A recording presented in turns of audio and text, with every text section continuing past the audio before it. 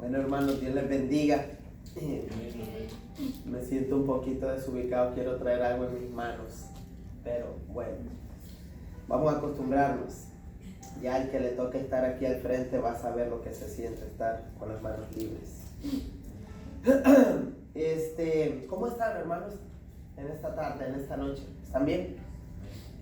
En medio de pruebas y situaciones, noticias malas como noticias buenas, la iglesia del Señor debe de seguir caminando. Vamos a comenzar con nuestra clase. Si uno de los motivos que tenía la reunión del domingo era el que todo aquel que estuviese comprometido con Dios en cuanto al ministerio, un cargo, una delegación, que pudiera estar aquí. Yo me di a la tarea de enviarle mensaje de texto a 2 o 3 personas, de las que yo sé que muy poco asisten por aquí los martes, e invitándoles. Les espero, por favor, lléguense para que se sigan preparando, porque pues esto es la vida cristiana. La vida cristiana no es fácil. La vida cristiana no es como decir, no sé, yo soy esto y no me preparo. El cristiano debe de prepararse. ¿Qué clase estamos viendo los martes? Santidad bíblica. Hermanos, ya han pasado varias semanas, ¿verdad? Con santidad bíblica. Son aproximadamente 56 páginas y vamos en la 45. Ya hemos cursado bastante de la clase esta. Para estas alturas creo yo que usted ya más o menos debe de saber o tener entendido lo que es la santidad bíblica. ¿Se acuerda de lo que hoy estaba recordándome? ¿Se acuerda de cómo comenzó esta clase? Que santidad no era el tener una buena reputación, que santidad no era ser una persona respetuosa, moral, una persona que, oh, wow, mira, no es grosero, qué amable, que eso no era santidad, sino que ya escudriñando las escrituras nos dimos cuenta que la santidad viene de afuera, de adentro hacia afuera, y la santidad se lleva a cabo a causa de la obediencia a los principios que están establecidos en la palabra de Dios. Bueno, yo sé que ustedes anotaron por ahí el tópico que yo les dije. Anota este tópico porque es lo que nos toca la siguiente semana. ¿Se acuerdan? Sí, pero... ¿Y cuál es el nombre de ese tópico? ¿Podrá? Creyente mantenerse en santidad. Ah, qué bueno, que anotaron. ¿Podrá un creyente mantenerse en santidad? Para entrar en contexto, estábamos viendo el tópico, vamos a ir por acá. Había un tópico que se desglosaba o que decía, un segundito, razones por las cuales no debía pecar, ¿verdad? Y concluimos, aterrizamos, no pecar por amor, no peco por honra, no peco por agradecimiento y por propósito. Si ustedes ven en las iglesias, un día sí, un día no, a veces voy, a veces no, esa gente no ha entendido el propósito. Porque cuando usted entiende lo que es propósito, ustedes se acuerdan lo que hemos aprendido de la clase visión ministerial y también de la clase llamados para servir a Dios con excelencia. ¿Ustedes se acuerdan qué es tener el propósito de Dios en nuestra vida? ¿Qué hemos desglosado al respecto? ¿Qué es el propósito? El propósito dijimos que era la misma vida de Dios en la vida de aquel a quien quiere usar. ¿Sí? Entonces, si yo entiendo que es el mismo Dios el que quiere hacer algo en mí o conmigo, el día que pues a mí no me importa, a mí me vale, es como decirle, Señor, no me interesas. Reitero, las personas que van a la iglesia pero no están formando un carácter, no han entendido lo que es propósito, qué es lo que está pasando con esas personas, no tienen un interés neto, un interés completo tanto en Dios como en su obra, porque no han comprendido lo que es tener o ser una persona de propósito. Yo decía el viernes pasado, me paraba enfrente de ustedes, que era la clase de excelencia, sirviendo a Dios con excelencia. Yo les decía, si yo quiero, yo me siento cansado, algunos de ustedes también, yo cierro la iglesia el viernes y yo me quedo en casa, mando un mensaje de textos a todos, no hay servicio. Sin embargo, ahí mismo yo dije que yo ya entendí mi llamado, yo ya entendí mi propósito. Me ha tocado hablar con el señor Sotelo, mi hermano Gilberto. Él me ha dicho, con tu permiso, me ha dicho, hay momentos que yo desde el trabajo, yo quisiera ya llegar a casa y quedarme, me dice. Yo quisiera quedarme porque en el momento que estoy trabajando, yo siento el cansancio, la pesadez, etc. Pero pastor, llego a la casa, pues me doy un baño y dije, estoy descansando, pero hay algo que acá se produce que me dice, ¿a qué te vas a quedar? ¿Cierto o falso? ¿A qué te quedas? O sea, ya estamos entendiendo que hay un propósito. Muchas personas, lo reitero, es que esto que están haciendo ustedes tiene que tener a alguien o las personas un sentido de aprendizaje, un sentido de perspectiva, un sentido de futuro. Usted está trabajando hoy para que en el futuro le paguen, ¿verdad? Usted trabaja hoy, lunes, martes, miércoles, jueves, para que en el futuro le paguen. El que siembra, el sembrador, él sabe que siembra, pero en un futuro va a cosechar. Cuando usted ve las sillas vacías y que cada silla, así como en la Catedral de Cristal en Los Ángeles, California, tiene un nombre y que usted sabe que ahí va fulano, se llama esa silla de mangano. Cuando usted no los ve, ¿qué es lo que piensa? Ahora que usted ha descubierto esto de propósito, de madurez, ¿qué es lo que uno piensa de esas personas? Hasta uno se pone triste, ¿sí o no? A uno, como un buen mexicano, uno se agüita.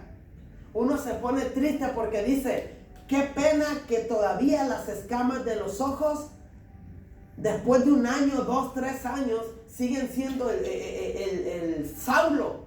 Siguen siendo Saulo antes de la caída del caballo, del burro, qué sé yo. Siguen todavía con escamas en los ojos y no encuentran el propósito. Una de las cosas que se me olvidó en la predicación el domingo respecto a Saulo, que cuando él cae del caballo, no solamente cae su vida física, sino que también los teólogos dicen cae al suelo, pero también todos sus argumentos caen al suelo.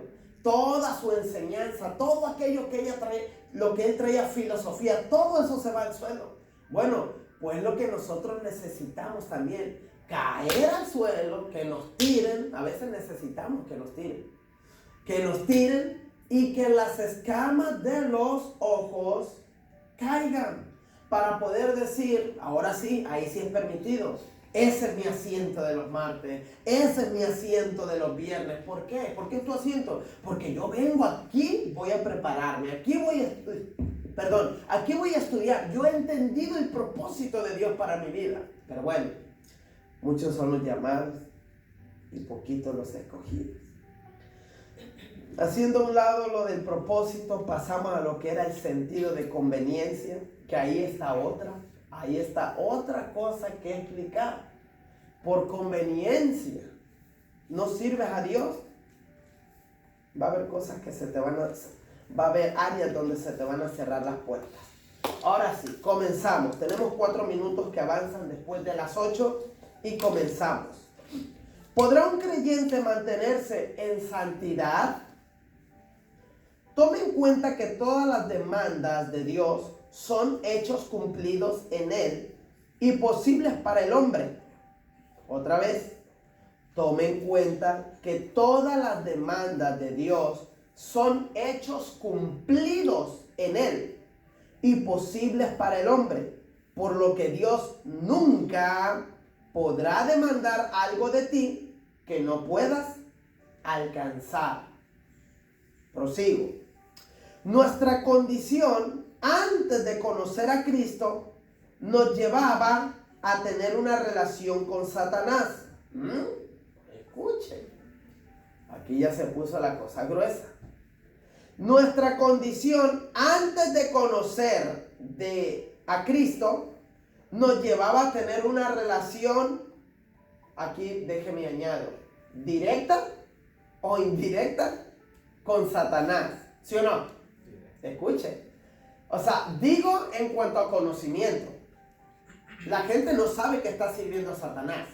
Por eso digo ignora. Por eso estoy usando, añado, directa o indirectamente, cuando la gente no es cristiana, le está sirviendo a Satanás. Lo tengo que decir, eso es la Biblia, ni modo.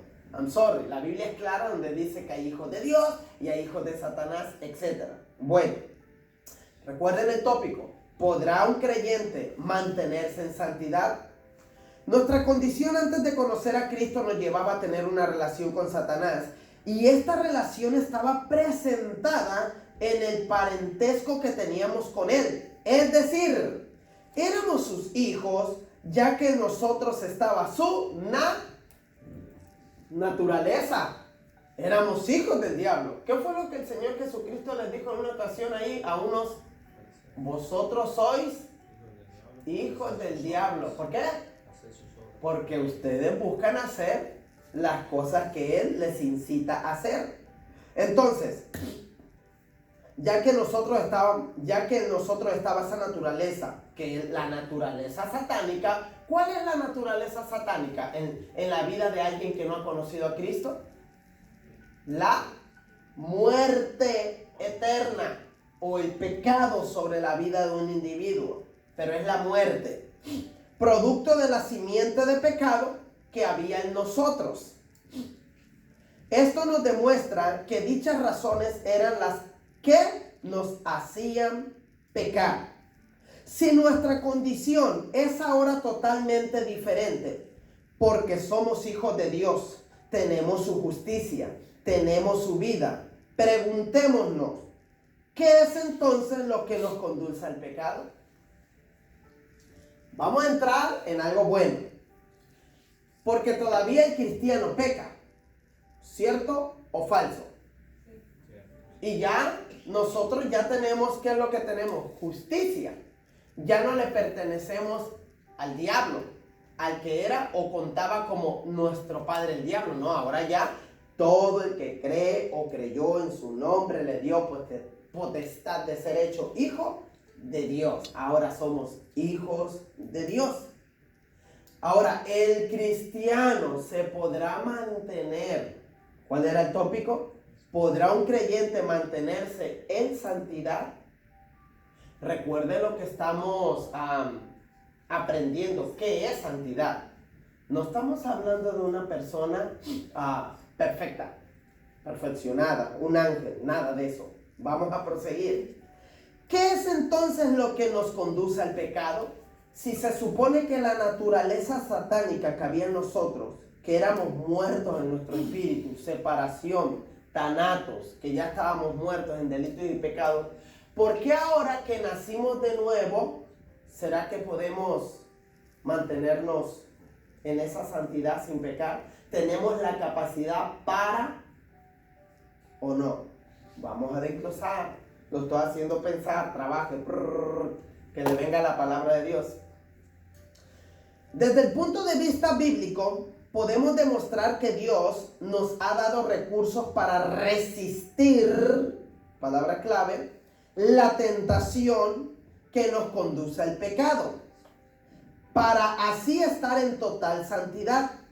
A menudo existe una serie de excusas, ahí ya estamos entrando, en su vida y en la mía.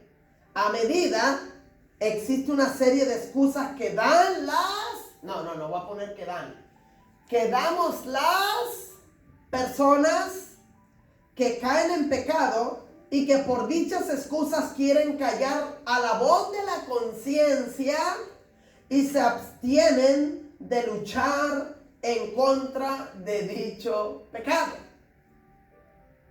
Por fin, el Señor nos dice todo lo puedes en Cristo. El Señor te dice resista al diablo y el diablo irá de vosotros. El Señor te dio una armadura. El Señor no te dejó solo. Te dejó una palabra para contrarrestar los ataques. Te dejó el poder del Espíritu Santo sobre tu vida.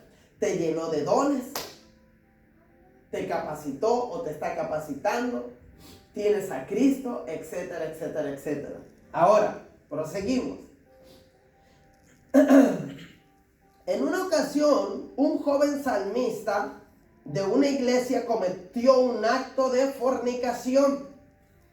En la conversación que se sostuvo con él, le relacionaron las siguientes preguntas. ¿Cuáles fueron las causas que te hicieron ejecutar ese pecado? Escuche. Porque lo que vamos a tratar de presentar con estas preguntas, que a su vez el joven contestó tratando de poner excusas a cada una, a él le contestaron bíblicamente, a todas se las rebatieron, diciéndole que todas las excusas que él había puesto no eran válidas delante de Dios, porque él tenía un arsenal, un conocimiento, una fuerza, una voluntad, etcétera, para poder vencer todo lo que el diablo le ofreciese. ¿Cómo se llama el tópico? Ya va agarrando sentido, ¿verdad? Ya va agarrando sentido. Ok. Porque así nomás usted puede contestarme, no, pastor, imposible. Somos seres humanos. Somos seres humanos, imposible. Yo entiendo que somos débiles, que vamos a pecar, que vamos a tropezar. Pero cuando hablamos en cuanto a lo que Dios nos ha dado, la fuerza, el poder, el Espíritu Santo, la palabra, la capacitación, de verdad que nos metemos en problemas, hermano. Porque no todo está en que siempre decimos, es que soy débil, es que yo estoy aprendiendo. Es que nada, siempre ponemos excusas. Dime, hermano Walter. No, yo le contestaría así, simplemente, a falta de ver Lo que viene. Que sí, porque Cristo lo hizo en su naturaleza ¿Ya? humana, pero que dudo mucho que alguien aparte de Cristo haya vivido toda su vida en santidad. Claro. Obviamente, si comparamos al Dios hombre, pero no vamos a ponerlo, obviamente, cuando a Cristo se le presentó todo esto, una de las cositas que empezamos a estudiar en Cristología es de que el diablo atacó la humanidad de Cristo, aunque lanzó un golpe para llevarse a 2 pájaros con un tiro. Esto ya tiene que ver con más profundidad, porque estamos hablando de Cristo y estamos hablando del Verbo. ¿Se acuerdan? Pero vamos a quedarnos ahí, tranquilos. Así es que déjenme prosigo con esto. Desde el punto de vista bíblico, podemos demostrar que Dios nos ha dado recursos para resistir la tentación que nos conduce al pecado, para así estar en total santidad. A menudo existe una serie de excusas que dan las personas que caen en pecado. Y ya, yo le hablé de este joven. La primera pregunta que se le hizo a este joven fue: ¿cuáles fueron las causas que te hicieron ejecutar ese pecado? Y el joven respondió, dio una respuesta compuesta por 4 elementos, que viene siendo las excusas a las que nos vamos a referir. Dichas respuestas son: somos pecadores, pastor. Es lo primero. A ver, hermano, caíste en pecado, hermano Jorge, ven para acá, vámonos a la oficina. ¿Por qué pecaste? Pastor, somos pecadores. Es lo primerito que te dicen. Excusa número 2. Somos humanos. Ay, mira, qué lindo. Pues claro, somos humanos. Número 3. No pude con la tentación. Ay, qué lindo. Se la disfrutó. No pudo con la tentación. Y número 4. Sentí que Dios me dejó solo. Fíjense las excusas, hermana Carmen. Pero es buen punto lo que usted dice. Pero aún con todo, de que está excelente el punto que usted me está dando, porque parece ser que una persona que contesta eso no es nacida de nuevo. Hay personas que se esconden detrás de las excusas. Dígame, hermana Nancy. Esa era una pregunta que yo me formulé bien al principio cuando dijo que quiso decir que sí se puede mantenerse en santidad, Pero entonces me rebota otra vez la pregunta, entonces ¿esto tiene más que ver con nacimiento de nuevo? A ver, otra vez. O sea, si un creyente se puede mantener sin pecar, que obviamente Sí. por las escrituras sabemos que sí se puede, Ujú. que si esto tiene relación con el nacimiento de nuevo. Oh, por supuesto, porque jamás y nunca una persona que no haya nacido de nuevo puede mantenerse como en santidad, puesto que es pecadora. Aún dentro de la iglesia, aún creyendo ser cristiano, sí. Sí, por supuesto, porque estamos hablando de una persona que no es cristiana, no es nacida de nuevo. ¿Ok? Que de hecho hay mucha gente en las iglesias que no es nacida de nuevo. Yo estaba compartiendo una palabra, no sé, ya quizá más de 2 meses, no sé si ustedes se recuerden, no recuerdo qué enseñanza traje, que en dicha enseñanza yo decía que conocí, la enseñanza era acerca de la formación de carácter de liderazgo, fue la última serie que di, que a un pastor se le confrontó, un pastor confrontó a otro pastor, por las cosas que él estaba haciendo. A la gente y aún a su esposa, algo le olía mal, le olía mucho a carne cruda. ¿Qué es carne cruda? Carne cruda es una persona que anda en la carne. Hacía a su esposo cosas como que no eran de un cristiano. Y tenía como 10 años de pastor.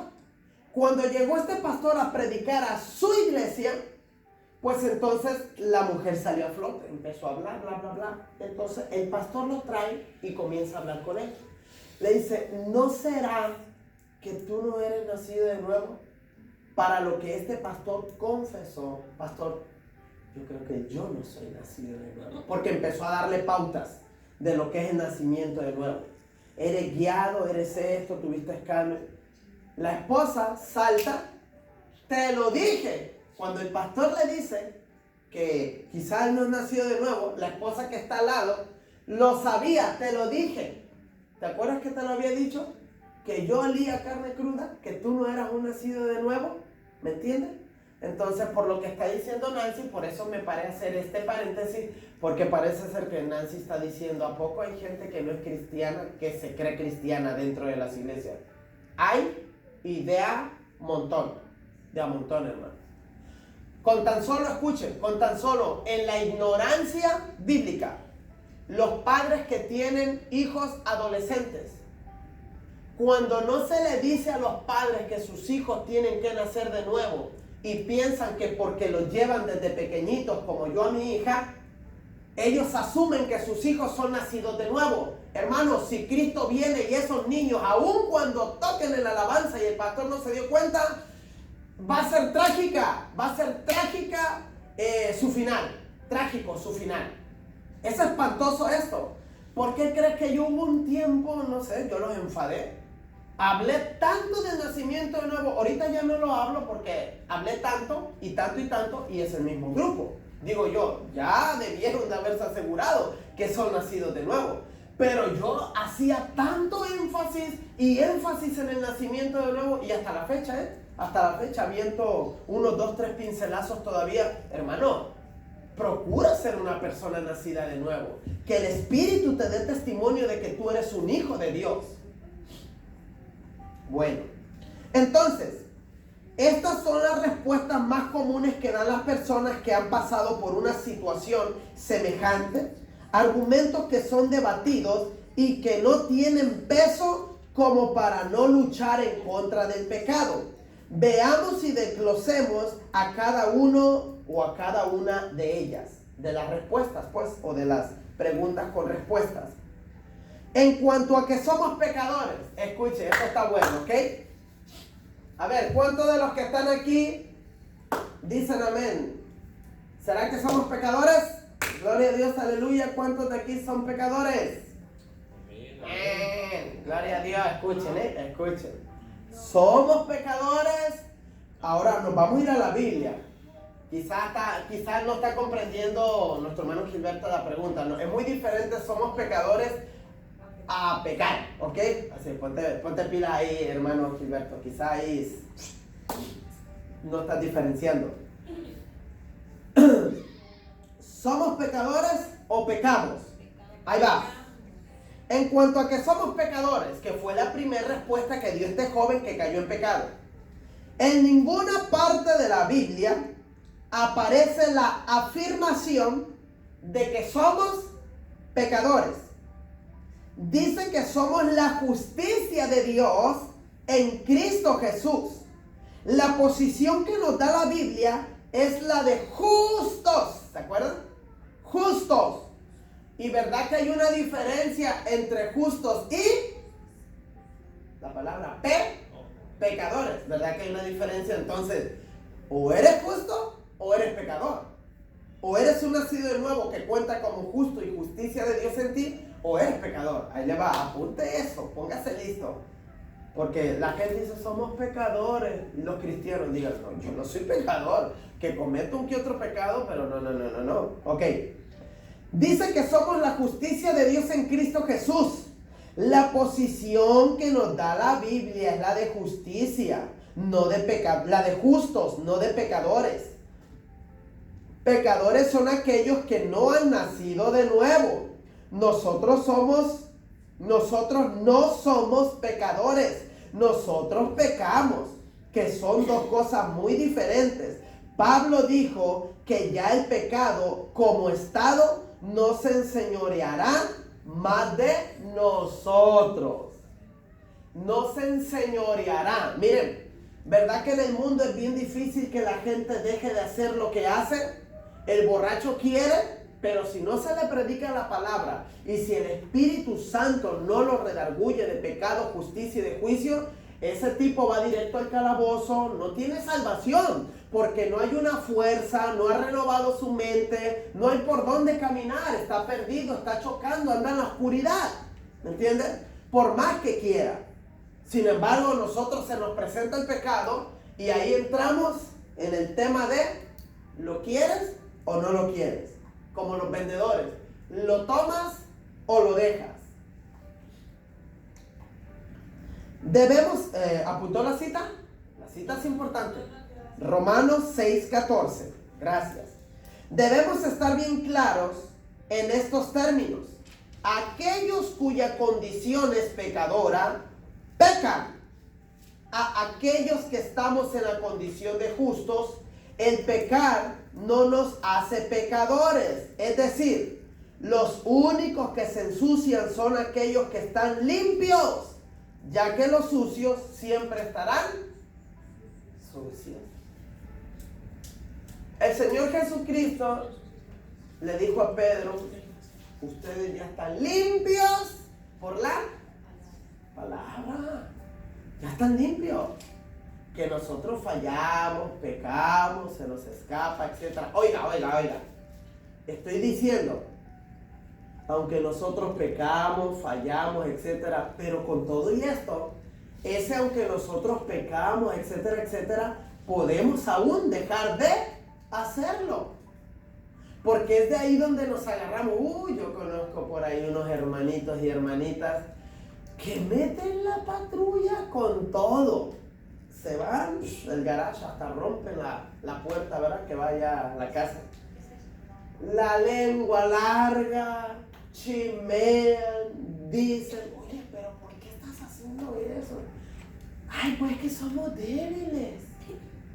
Ay, pero es que somos pecadores. Es que somos humanos y siempre vamos a fallar. ¿No? Oye, pues ¿dónde está entonces la formación de carácter, no? Entonces tú no estás formando un carácter. El que pecaba, ya no peque más. El que mentía, ya no mienta más. La Escritura habla, los que practicaban la fornicación, ya no fornique. Los que practicaban la borrachera, ya no se embriague. O sea, nos traslada de las tinieblas a la luz. Ahora, los pecados de omisión, porque usted ya no se va a la barra, ¿verdad? Espero. Usted ya no fuma, espero. Pero los pecados que omitimos, ahí le va también. Seguimos pecando. Miren, pecamos en santidad. ¿Cómo está eso? Pecamos pensando que nos estamos consagrados. No oramos, cosa que es un deber del cristiano. De todos los días, orar sin cesar. oren los unos por los otros. Y el Señor manda que oren por esto y por acá. Que los hombres levanten manos santas, que oren por los gobernantes. O sea, oren, oren, oren. Es una orden, oren. Esos pecados son los pecados de los santos. Porque pensamos que pecado es robar, mentir, chismear. O sea, pensamos que lo que tiene que ver con las obras de la carne, solamente eso es pecado. Pero sabiendo hacer lo bueno, que todo lo bueno tiene que ver con fruto del Espíritu, con mandatos, con lo que Dios dejó establecido para hacer, y no lo haces, te es. ¿Por qué? A ver, pregunta. Yo tengo una respuesta. No estoy diciendo que es la absoluta. Pero si el Señor nos dice que hagamos esas cosas, ¿por qué creen? Una de las respuestas quizá tengo, porque ya me están viniendo otras. ¿Por qué creen que es pecado? Número uno, ¿por qué?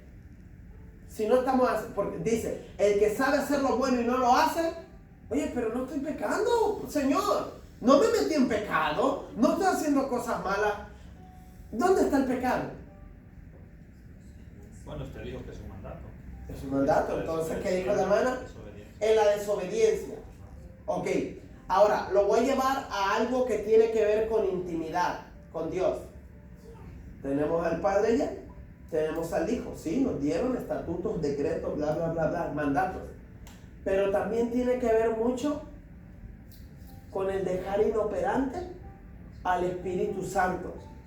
Porque con quién es el que te invita a orar, quién es el que te lleva a leer Biblia. ¿No te invita el Espíritu Santo? Que es el que dejó Cristo y dice, y Él los guiará a toda verdad y a toda justicia. Yo creo que también ahí está un pecado, iba a decir un pecado más grande, un pecado por causa de que sabes hacer lo bueno, que eso bueno tiene que ver con lo que te está diciendo el Espíritu que hagas, pero le estás diciendo, Espíritu Santo, quítate. No. La tele está buena, el deporte está bueno, el trabajo está bueno. Quítate, por favor, hazte a un lado. El que sabe oír lo bueno de parte del Espíritu para que lo hagas y no le haces caso, estás pecando. Estás diciendo, Espíritu Santo, quítate, hazte a un lado. Y por supuesto a Dios, a Cristo, etc. Fue el número uno. En cuanto a que somos pecadores, esa fue la respuesta que se le dio a este joven. Nosotros no somos pecadores, somos cristianos, tenemos la simiente de Dios, pero sí pecamos, muy distinto. Cuando usted dice somos pecadores, los pecadores son los pecadores. Ahí va. Los pecadores no pecan. ¿Sabía usted? Es sí y no. Los pecadores no pecan porque ya están sucios, están ahí. O sea, sí pecan porque llevan a cabo, pero ya están allí. O sea, no hay una diferencia, están sucios. Sin embargo, nosotros pecamos, pero estamos limpios. Hay que quitarnos eso. Perdóname, Señor. Y creo ya la siguiente vez ya no hacerlo. Por eso no podemos llamarnos pecadores, porque nosotros no tenemos el estado de pecado en nosotros. Ya fue desarraigado con la regeneración, con la justificación. Vamos a proseguir aquí. La segunda